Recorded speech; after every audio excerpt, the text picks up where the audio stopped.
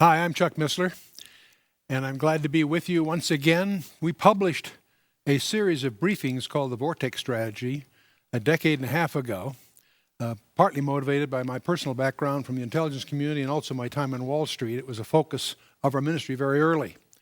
And in view of the uncertain times that we seem to be heading into, we felt it would be appropriate to review some of these ideas again, which we call the Vortex Strategy.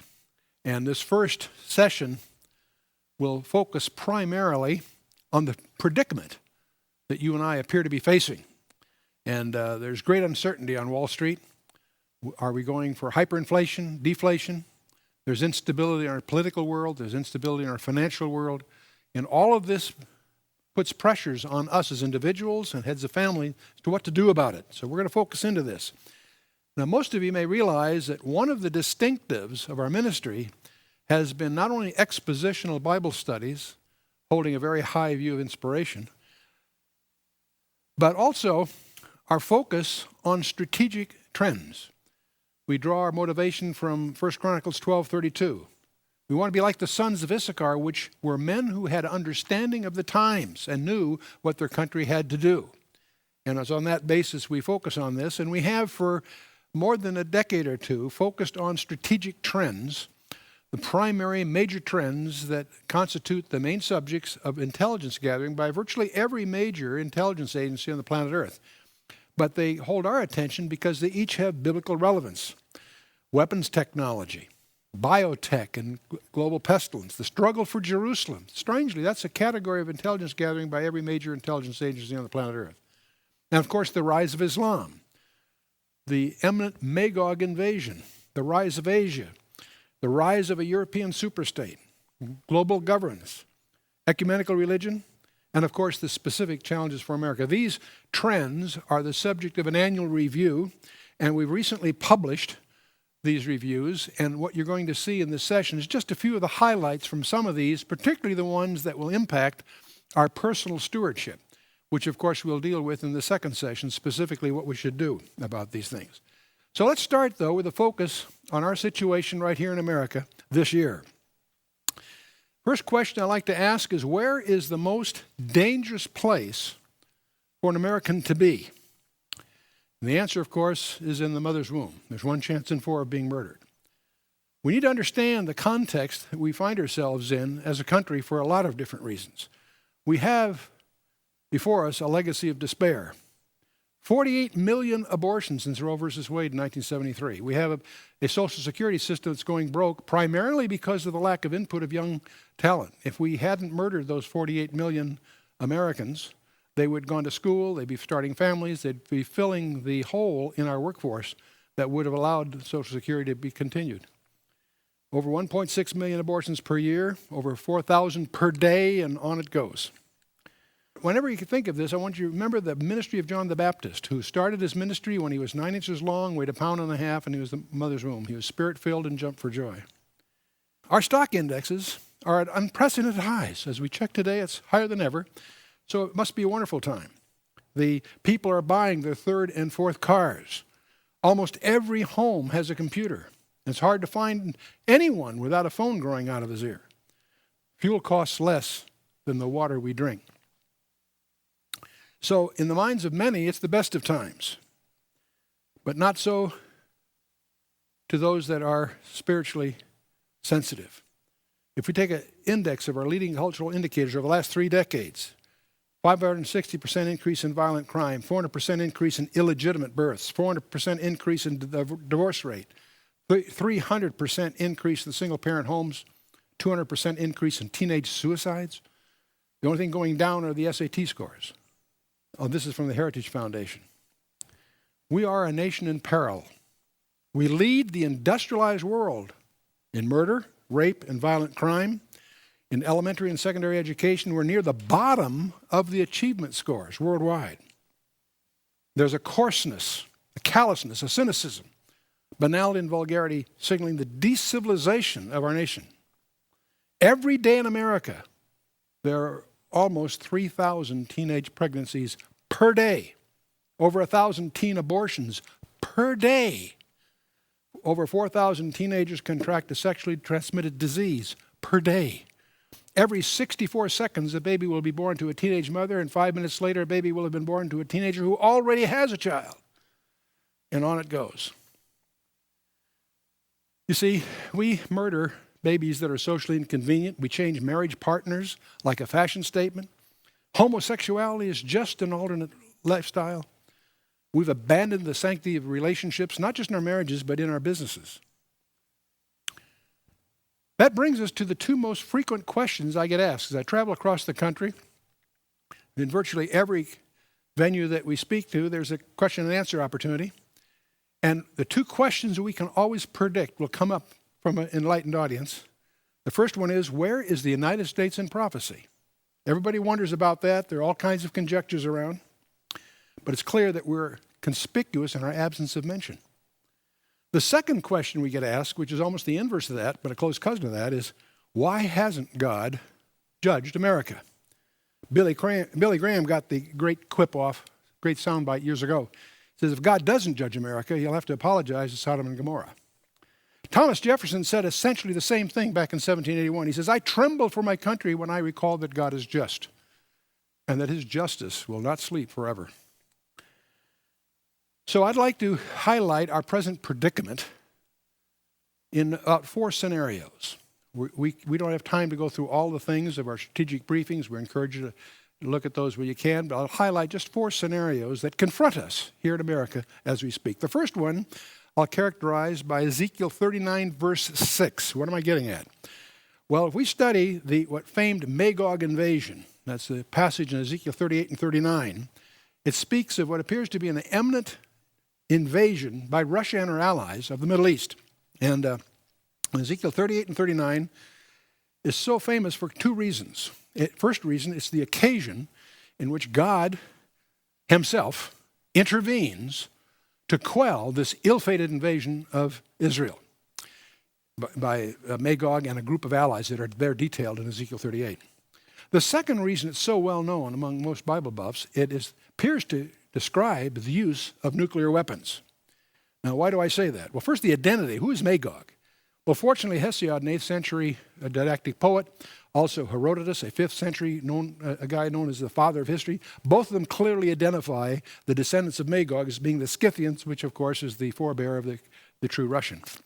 Philo, Josephus, and other writers speak of the Great Wall of China as the ramparts of Gog and Magog. That's what it was built for, to keep Magog out. The Soviet archaeologists have revealed all kinds of background of their roots in terms of the kurgans, these frozen tombs in Siberia that are 2,000 to 3,000 years old. But if you don't know all that, it's still easy to figure out who Magog is because the Bible says he comes from the uttermost parts of the north. Well, what's north of Israel? Obviously, the southern steppes of Russia and the land of Magog, if you will. So without getting into all the details of this passage, it becomes clear to any serious student that the Magog invasion appears to be imminent. It appears ready to happen. All but one of the allies, they're detailed, are in place. The one that's missing is Turkey. So watch Turkey as it swings from over 80 years of trying to be part of the West to swinging back to an Eastern orientation and participating in this. Meanwhile, Russia is moving its Black Sea fleet from Odessa into the Eastern Mediterranean. And furthermore, Iran is installing its medium-range ballistic missiles, the Saab 3s, in the Syrian highlands, and Russia is surrounding them with their highly venerated air defense. And while all that's going on, we're dispatching the 3rd carrier to the 5th Fleet into the Gulf region, the USS Enterprise. The first nuclear-powered carrier is joining the 2 that are already there. Well, the reason we get into this here in this context is because of a troubling verse in chapter 39 of Ezekiel. In verse 6, it previously has said in the passage that God is going to put hailstones of fire on top of Magog and his allies. But when you get to verse 6, God says, I will send a fire on Magog and among them that dwell carelessly in the isles or coastlands. And they shall know that I am the Lord. Now, that term carelessly, by the way, in the Hebrew is batash, which really means in false confidence, carelessly or in false confidence. Now the question is, who are these people? They're not the allies of Magog have already been dealt with, but somehow there's this little footnote, so to speak, that there's some bystanders that they're not attacking nor defending apparently. They're but they're going to also get fire on them. And the speculation by some students is that possibly it's the U.S. missiles that God uses to wipe out the invading forces, but that triggers a response into an exchange. And that while Russia and her allies are moving against Israel, there's a brinksmanship, somewhat analogous to the 13-day episode of Cuba, except something goes wrong, and it results in an actual exchange. And so that accomplishes the purpose that God has in quelling that invasion on the one hand, but it's speculated by some that possibly the hitting the U.S. with nuclear missiles may be a form of judgment. But let's take the second scenario. It has to do with Al-Qaeda. Al-Qaeda, of course, has dropped their big shoe on September 11th of 2001, and everybody's been apprehensive since. There have been incidents of all kinds, but not the big one. There's all kinds of rumbles in the intelligence community that Al-Qaeda is planning a major sequel. And what could that be? Well, let's understand there's no shortage of financing. Al-Qaeda has financing, production, distribution, and acquisitions that are tracking by our law enforcement agencies. And let's talk about the financing. On the street in New Jersey, you can find a binny. That is, what is it named after? Bin Laden. It's a new grade, a higher grade, the highest grade of heroin on the street, now known as number 4. And it's the finest in the world, 71.4% pure, 10 per bundle. Most of it comes from Afghanistan, Pakistan, and Iran, the so-called Golden Crescent. What bin Laden has done, he's recruited the best chemists he could find in Pakistan, China, and the former Soviet Union. He established laboratories to upgrade heroin from the number 3 to the number 4 grade. He's introduced a whole new grade. And with that, now controls over 90% of the heroin trade on the planet Earth. The Taliban earned between 5 and 16 billion, that's with a B, in the late 90s. And in 1998, we understand there's 149,000 new users in the U.S. alone, 80% under the age of 26. Costs a couple $100 a day to maintain the habit, which means they turn to crime. In 2004, the UN reports over a 60% increase per year in the acreage that's yielding this product. Let's talk about nuclear materials. There's plenty of money. See, we understand that bin Laden has no shortage of cash. In fact, George Tenet, the former director of the CIA, has indicated his opinion that there's little doubt that many al-Qaeda nukes are presently already in the United States. And that's obviously of concern to all of us. Now, the Department of Homeland Security has officially declared the following: Americans should prepare for the inevitability of a nuclear event sometime in the future. So it's a question of when, not if. Well, in this spirit, though, I have to throw in one little quote that I get a big kick out of by none other than Jay Leno.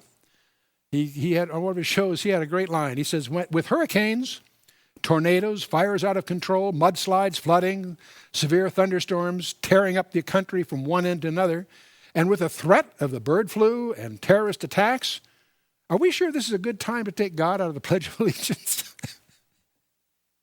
Well said. Well, let's move on. The third scenario is the one that concerns me personally the most. And I have reason to suspect, for reasons I can't disclose, that it's probably the number one priority of the Homeland Security people. And what am I talking about? Well, let's talk a little bit about Iran. Let's realize that Iran's medium-range ballistic missiles already can reach Europe and certainly shower the Middle East. This is the picture of the reactor at Bushehr that's in the news so much, Iran's nuclear program. But this is just a cover operation. This is a picture of the Majlis in October of more than a year ago, 2 years ago. The Majlis is their parliament. There are 290 members. In this picture, 247 of the 290 are voting for the nuclear program. But what's interesting is the way they voted. They stood, raised their fist, and said, "Death to the United States, death to Israel." I think the order is interesting. And the president of Iran has made it very clear what his strategy is. He is in a rush. He feels God called to create the disturbance that will usher in the last imam and all of their eschatological expectations. Well, in this sense, there is a technology that I think is important for every one of us that take our families seriously to understand. It's called electromagnetic pulse. EMP is the abbreviation. It's a two-word, electromagnetic is one word, but you can't explain engineers. It's a three-letter abbreviation, EMP. Back in 1962 in the Pacific atomic tests, there was a series called Starfish. They launched one 400 kilometers over Johnston Island, 1.4 megaton warhead, virtually almost 1,000 miles away in Hawaii. Street lights were blown out, alarms tripped, damaged telecommunication facilities. That's where they began to discover that one of the side effects of a very high altitude nuclear blast is an extremely intense magnetic pulse, a damaging pulse. It disrupted navigation in Australia for 18 hours. The Soviets in their tests learned the same thing. They even had buried power cables that were burned out from these tests. That's what led to the United States and the Soviet Union to enter into a treaty of no more high-altitude bursts, because they realized that it creates unforeseen damage. Still, that's when they went to all the underground testing, that sort of thing. But what you need to understand, there is a report that was impaneled by the Congress.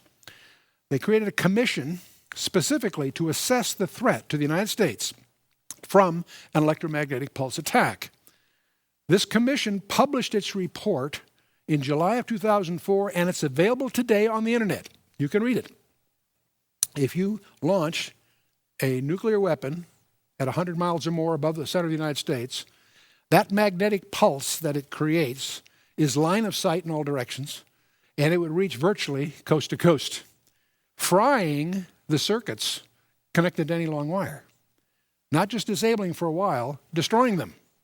And so the vulnerability, we've always known that Israel is a one-bomb country. One nuke over Tel Aviv, and that story is over, it would seem. The shock of this commission was to realize that the United States is a one-bomb country.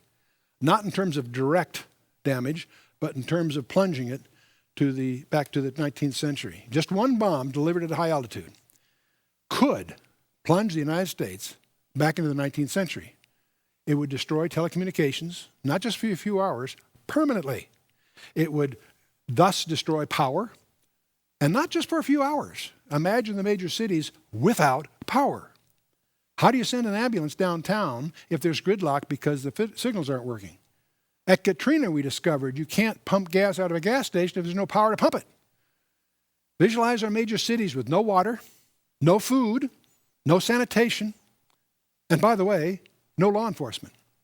The other insight of the commission was that once something like this happens, there's no way to install a recovery plan. Whatever recovery plan you may conjure up has to be installed before it happens, because the very effect of it would eliminate your ability to do that. Well, by the way, let me give you a small modification of this. You don't have to get that nuke over the center of the United States. Visualize an unmarked container ship that is approaching the U.S. coast, and it doesn't have to get closer than a few hundred miles before, from that container ship, you launch a Sahab-3, a standard off-the-shelf Sahab-3, that could easily get to Cincinnati or Indianapolis. You don't care about accuracy, you care about altitude. And once you launch it, you don't cover the whole United States. But if you look at the United States, this map at night, you'll get the idea. You would cover about 70% of the population, one bomb. That population would be plunged back to 19th century technologies. And it would take the United States out of the game as a major player, because you're destroying the electronics in Washington, D.C., in New York, Boston, you make the list. What's the current status? According to insider briefings that we've been privy to, it appears in the minds of many that Iran will have a nuclear capability in a matter of months, not years. And the sooner they have that, Ahmadinejad has made it clear what he's going to do with it. Iran is currently practicing a strange maneuver. They're launching Sahab-3 medium-range ballistic missiles from container ships in the Caspian Sea and detonating them at altitude. And Jane's intelligence services surmises that what they're doing is practicing EMP attacks. They're practicing as we speak. Well, let's shift gears here. We've talked about Magog, Al-Qaeda, EMPs. Let's talk about something even closer to home, the impending monetary crisis here in America. The U.S. dollar, 2/3 of world trade is conducted at the moment in dollars. Over 70% of the central bank's currency reserves throughout the world are held in U.S. dollars. It's the sole currency used by the International Monetary Fund, the IMF, and so on. This has conferred on the United States an economic advantage. It means that we have the ability to run a trade deficit each year because people are willing to lend us dollars. And the reason they do that is because foreign countries need dollars to repay their debts to the IMF, to conduct international trade, and to build up their own currency reserves. That's the status so far. A move away from the dollar towards, say, the euro or any one of the other currencies could have a disastrous effect on the U.S. economy, as the U.S. would no longer be able to spend beyond its means. Worse still, the U.S. would then be forced to become a net currency importer, as foreigners would seek to spend their dollars in the U.S., and that's a large portion of the $3 trillion that they currently carry. Furthermore, the U.S. would be forced to have a trade surplus.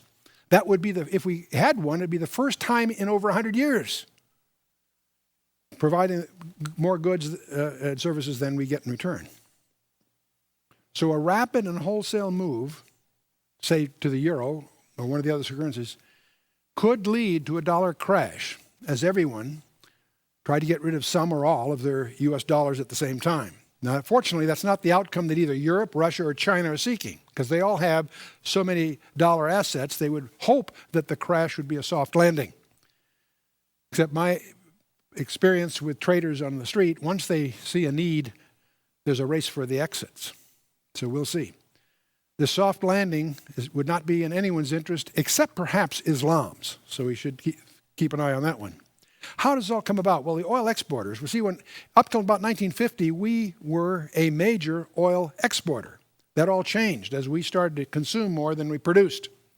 And sales of oil and natural gas up till then had been exclusively denominated in dollars. And because we accounted for more than half of the annual oil production.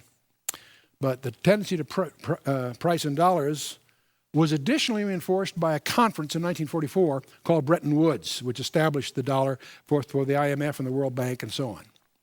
In 1944, 44 countries created the International Monetary Fund. They also established what we call the gold exchange standard, that banks could exchange their dollars for gold. And on that basis, they all agreed to lock their currencies to the U.S. dollar.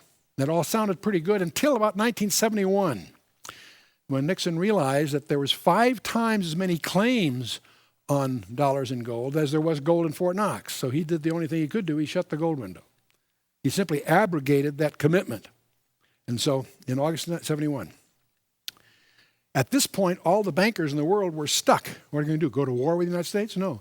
They had to swallow hard, but now their dollars were only as good, but they were backed by only the reputation of the U.S. government, nothing tangible. So there's a quiet game going on, because while the denomination of oil sales is not a subject that is normal conversation in most family circles, it is well understood by governments and large corporations. In 1971, when Nixon took the U.S. off the gold standard, OPEC considered shifting its contracts into euros. But what we did is we did a deal with Saudi Arabia in the hopes that if we could lock them up, that everybody else would follow. We guaranteed Saudi Arabia's defense in exchange for keeping the dollar the form of denomination. And that's exactly what they called in Desert Storm when we had the Kuwait thing took place. It was basically making good that treaty arrangement. So what the Saudis did, of course, OPEC followed. Now the think tanks are warning us. Countries switching to euro reserves from dollar reserves will bring down the value of the U.S. currency. Imports would start to cost Americans a lot more. As countries and businesses convert their dollar assets into euro assets, the U.S. property and stock market bubbles would, without a doubt, burst. And that's just typical of many of the think tanks that are tracking this possibility. Now, what's interesting, China is doing perhaps the most interesting thing. See, the dollar's position is already on decline in many countries. That's the opinion of the Federal Reserve Bank of San Francisco. China's doing something interesting. They are building gigantic storage tanks, and they're starting to put their reserves not into anyone's currency, but into black gold, as some people call it, oil. And they're diversifying their foreign exchange holdings into oil, and these tanks have another year or two to go before they're completed. But interesting. But it's already starting. On January of this year, Kuwait announced that they're considering abandoning pegging its dinar to the dollar for fear of anticipated slide in the value of the dollar. Everybody's starting to recognize the dollar is shaky. The central banks of Italy, Russia, Sweden, and United Arab Emirates have announced similar shifts out of the dollar into other currencies or gold, citing the United States' twin deficits, and I'll come to that in a minute, and as the reason for the fall in the value of the dollar. Bush and the current Congress, get this now, have authorized and borrowed more money from foreign governments, banks and other companies and citizens than all of the previous 42 U.S. administrations combined. Add up all the borrowings before they took up offering in the history of this country, and they borrowed more.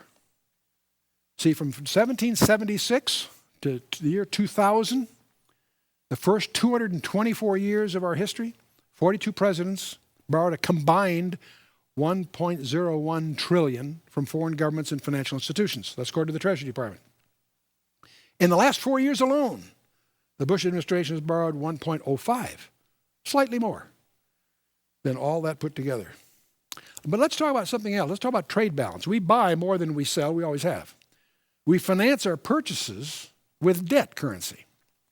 Our current imbalance in the deficit is over $850 billion per year. It's a big number. Let's take a look at this. When we first started publishing our Vortex strategy materials in the early 90s, we were facing about a $100 billion negative trade balance and thought that was something to be concerned over. And as the years went on, it started to get really worse by a factor of 4 to 1. Started to improve a little bit in the year 2000, 2001. But guess what happened subsequently? It grows and grows. It is now 8 times what it was when we were concerned back in the early 90s. Or last year, $850 billion. Almost $1 trillion a year. Now let's talk a different thing. Let's talk about the government itself, its debt. The Bush administration is forecasting that the federal deficit for 2007 budget year will be $244 billion. That's a little better than it was last year if they make it, but they probably won't. So as we look, you see, since the government spends more than it takes in revenue, they finance their operations with debt. So let's take a look at the dilemma of the U.S. Treasury today. The federal deficit is about $250 billion, let's round it off, $250 billion a year. The trade deficit internationally is $850 billion a day. That means we have a deficit requirement. We need to borrow $1.1 trillion per year. That's $3 billion per day. Per day. I'm going to be very interested to see who's willing to pick up those notes as time goes on here. Let's talk about the consumer. Let's just take one thing, mortgage debt. It startled me to realize that the mortgage debt has also been growing to where it approximates the federal debt. Can you imagine? Growing, growing, growing. No savings rate in this country. Everybody thinks their savings is the equity of their homes, not realizing that that's a derived number. Let's talk about foreclosures. They're starting to escalate. Major concern within the boardrooms of America is whether this factor is going to cloud everything else going on. Home foreclosures are mounting. The mortgage companies are knocking on doors, sending letters, making phone calls, trying to help the struggling homeowners. They'd rather modify the loan than foreclose. Critics say the lenders are making loans to borrowers who aren't creditworthy with terms that would be impossible for them to meet. Where the current wave of workouts is merely postponing foreclosures, we'll see. I got the strangest letter from my own bank just a couple of days ago. I have a Visa card with my bank. The letter says, by the way, Chuck, anything that you buy in the next few months will carry zero interest all the way to the end of the year. And I'm looking at this puzzled. If they were soliciting new business, like take our credit card and we'll do this for you, I could understand that as a promotional letter. I get 3 or 4 of those, a day from various credit card companies. This is from my own bank with a card that I already have. Why are they willing to run my interest to zero? See, I close it. I don't allow it to grow. I keep it current for reasons I'll explain in a minute. But I was puzzled. The more I thought about the letter, the more it puzzled me. There's no business reason for them to want to do that because they're not getting anything by my doing that. They're giving away interest that I would normally be charged. Unless something behind the scenes, like the government, is finding a way for the bankers to keep the spending up by everybody. They're doing everything they can to prop up our economy between now and the election. And the banks are the front line of that, apparently. Let's talk about money supply. Money is the quantity of money within the economy to purchase things, services, and so forth. The money supply affects the interest rates inversely. The more money supply increases, the interest rates fall. And when the interest rates equates, then the money demanded with the quantity of supply, the economy is working at what's called money market equilibrium. Understand there's an economy and there's a monetary system. They aren't always in balance. But when they are in balance, then, okay, that's the way it works.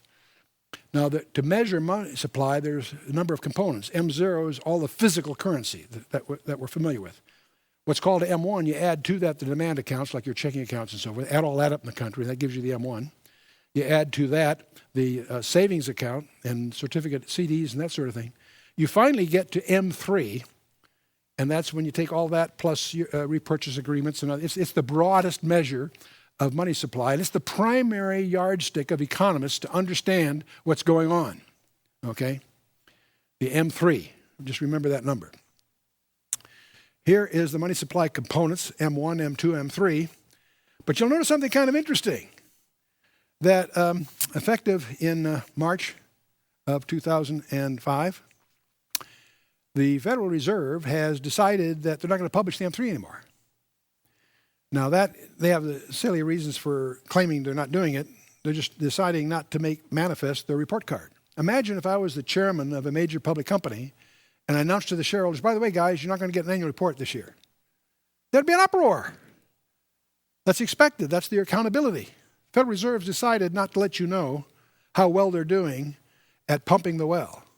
During the 18 years that Greenspan was the head of the Federal Reserve, our dollar fell in half. 18 years, it grew to 50% of value. With Bernanke in place, it's destined for lots of reasons to fall a lot further. There will be inflation, whether they'll admit it or not. And this is one way of hiding it for as long as they can. There are other indicators. See, it's not publishing the M3. And your personal stewardship for your families really require you to maintain surveillance of what is going on vis-a-vis the possibility of inflation ahead. Lots of denials in the press. You read these inane panelists on TV, and it's clear they don't get it. But you need to get it. You need to understand what's coming to position yourself. One of the fears is hyperinflation. What do we mean by that? Well, let's take Germany in 1920. Food prices doubled every 49 hours. My grandparents sold their restaurant to retire. When they entered escrow, the value of that restaurant was enough for them to retire on. When the escrow closed, what they got was enough to buy a loaf of bread. See, in 1920, a loaf of bread cost 1 mark. By 1923, it cost 726 million marks in 3 years.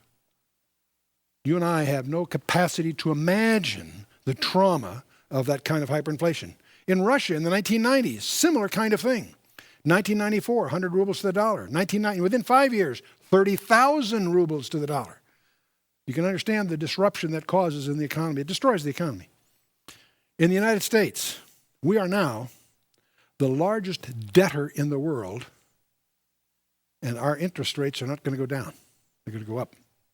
There are presently $48 trillion in debt instruments floating around. People are talking about the end of money. The money supply In 354 years of the history of this country, even before it was a country, the total money supply for 354 years was less than $1 trillion total. In 2006, in 10 months, we needed an extra trillion.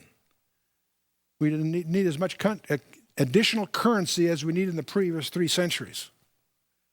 Total credit market debt in 1975 was about $5 trillion. From 2004 to 2006, just in those 2 years, it increased by that much, $5 trillion. It now totals over $51 trillion in total. These are numbers so large, they're hard to embrace. Household debt has doubled in the past 6 years. Now, to give you what's disturbing about all these trends is that the slope itself is increasing. The rate of increase is increasing. That's called exponentiation. It isn't long before it goes totally unstable. But there's something else that is not being tracked that I want to call to your attention. An unseen leverage. They're called derivatives, is the general term for it. They're hidden behind the scenes. What is a derivative? Well, it's an investment that derives its value from something else, from some underlying instrument. In other words, you have an instrument that its value depends on some other instrument. How? By an option, a warrant, futures. Those are all derivative investments. Also convertibles, things that can convert to a derivative are derivatives.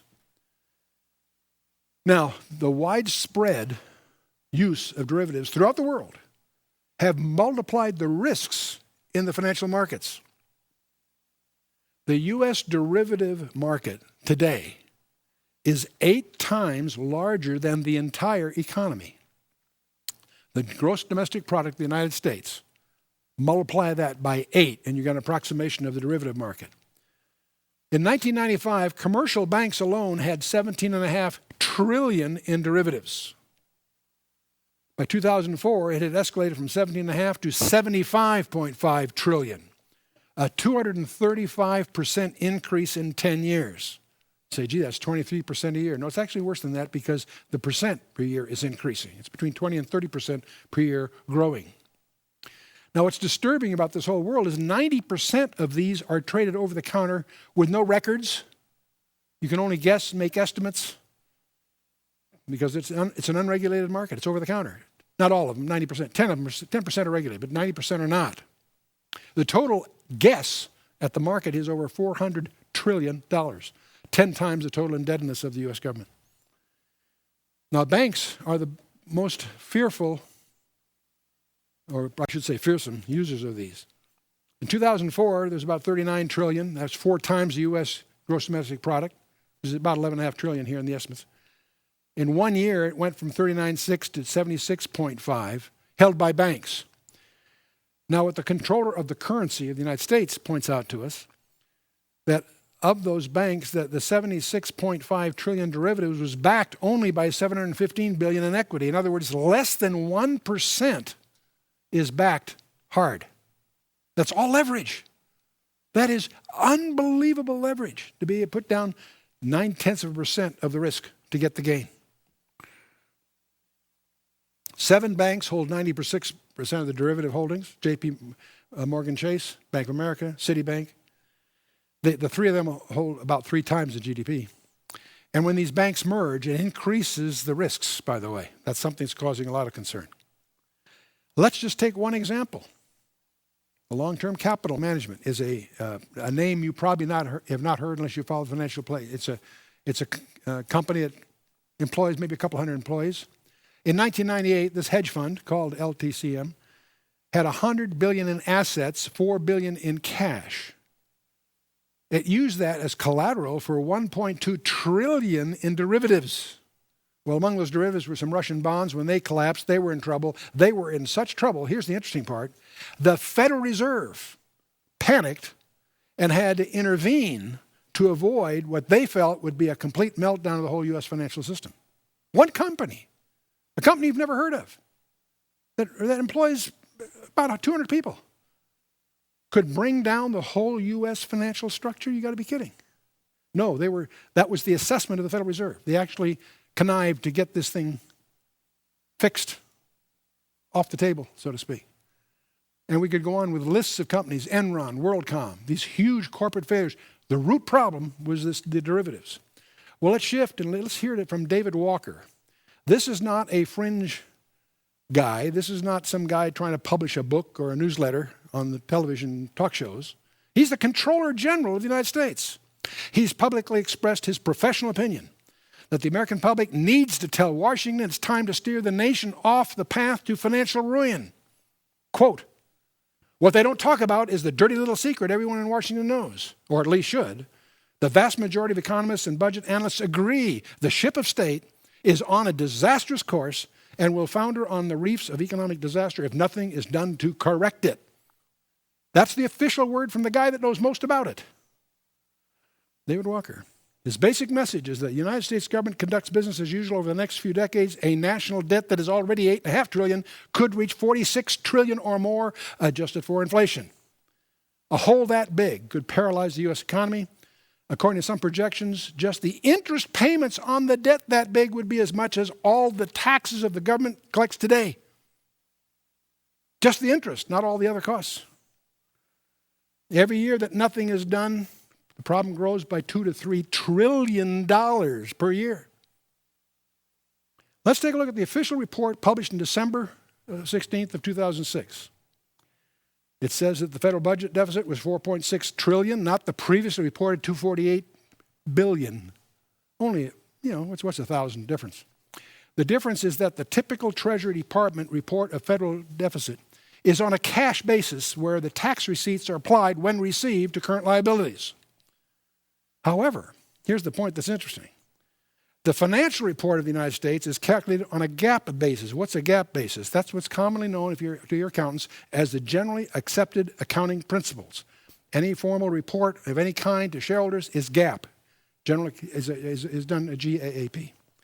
If you take the United States reports on a GAAP basis, it gets interesting. That means accruals are made for the current year changes in the net present value of unfunded liabilities in social insurance programs such as Social Security and Medicare. Okay, what does that mean?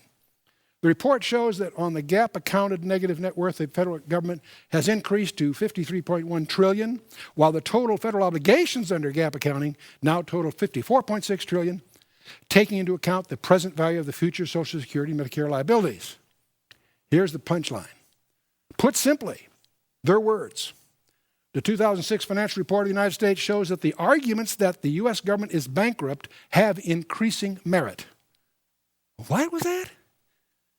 U.S. government is bankrupt? Technically. That's the U.S. government talking, not some critic on the sidelines. That bother you? This is from the official financial report by the U.S. Treasury, December 15th, 2006. Okay, a summary of these threats. We talked about Magog, Middle East escalation in general, Al-Qaeda sequel, everybody's waiting for it, Homeland Security sweating that one.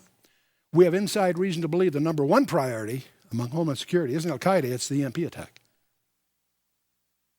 The U.S. debt debacle, we've just told you half the story. Let's go on a little bit. There's an international competitive aspect that's going to crush us. What about this talk about a North American Union? And what's this talk about a new currency called the Amero? That's scheduled by the Council for Foreign Relations, presumably by 2010. What's all that about? In 1770, Sir William Pitt said to Britain's House of Lords, there's something behind the throne greater than the king himself. And from that phrase, that introduced in the English language this strange expression, the power behind the throne. Or in other vernaculars, things are not what they seem. That the politics you see is theater. The real power is behind the scenes. What does it mean? That a self-appointed elite manipulates and guides the direction of governments today, operating beneath the public radar, constantly reinventing themselves and craftily doing end runs around any legislative and judicial regulations blocking their self-serving goals. Felix Frankfurter, the U.S. Supreme Court justice, has gone on record. He says the real rulers in Washington are invisible and exercise power from behind the scenes. You ever wondered why it seems to make no difference which political office which political party is in office? Doesn't seem to make any difference, does it? President Bush signed a formal agreement that will end the United States as we know it. And he took the step without approval from either the U.S. Congress or the people of the United States. It's an absolute contravention of our law, of our Constitution and every national value, and that has been echoed by many commentators, not the least of which was Lou Dobbs and others.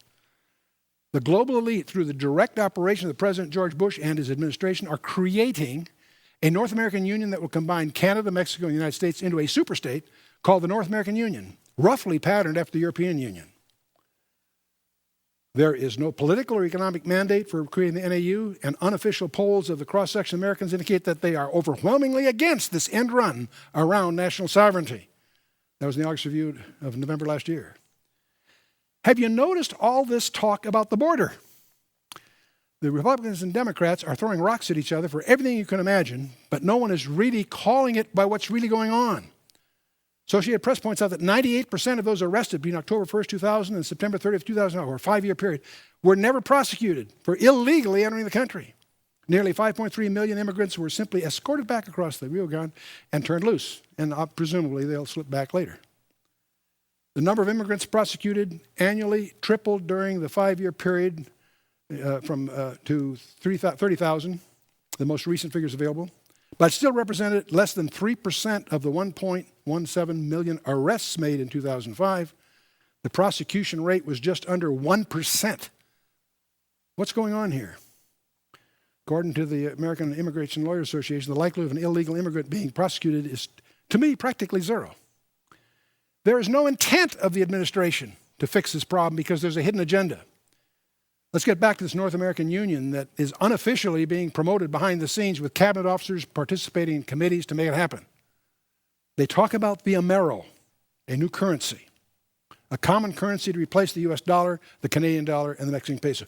When you hear these things, as I first heard this some years ago, I dismissed it as, well, that's conspiracy talk, that's just extremists,